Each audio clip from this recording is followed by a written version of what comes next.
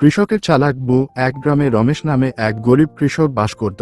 সে খুব পরিশ্রমী হলেও তার আয় ছিল সামান্য। তার স্ত্রী কুসুম ছিল বুদ্ধিমতী ও চতুর। সংসারের অভাব দূর করার জন্য কুসুম সব সময় নতুন উপায় খুঁজত। একদিন রমেশ হতাশ হয়ে বলল, এভাবে কষ্ট করে কাজ করেও সংসার চলে না। কুসুম হেসে বলল, তুমি চিন্তা করো না, আমি কিছু একটা করব। পরদিন সকালে কুসুম এক বুড়ির ছদ্মবেশ ধারণ করে গ্রামের বাজারে গেল। সে সবাইকে বলল, আমি জাদু জানি, আমার কথা শুনলেই সৌভাগ্য আসবে। গ্রামের লোকেরা কৌতূহলী হয়ে তার কথা শুনতে লাগলো। কুসুম বলল, আগামীকাল যদি সবাই কৃষক রমেশকে সাহায্য করে তাহলে তার ক্ষেতের ধান দ্বিগুণ হয়ে যাবে।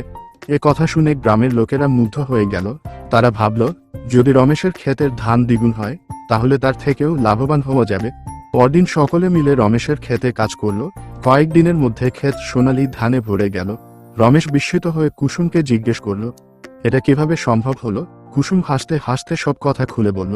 রমেশ প্রথমে অবাক হলেও পরে বুঝতে পারল, বুদ্ধি দিয়ে অনেক সমস্যার সমাধান করা যায়। এরপর থেকে তারা একসঙ্গে বুদ্ধি ও পরিশ্রম দিয়ে সুখী জীবনযাপন করতে লাগলো।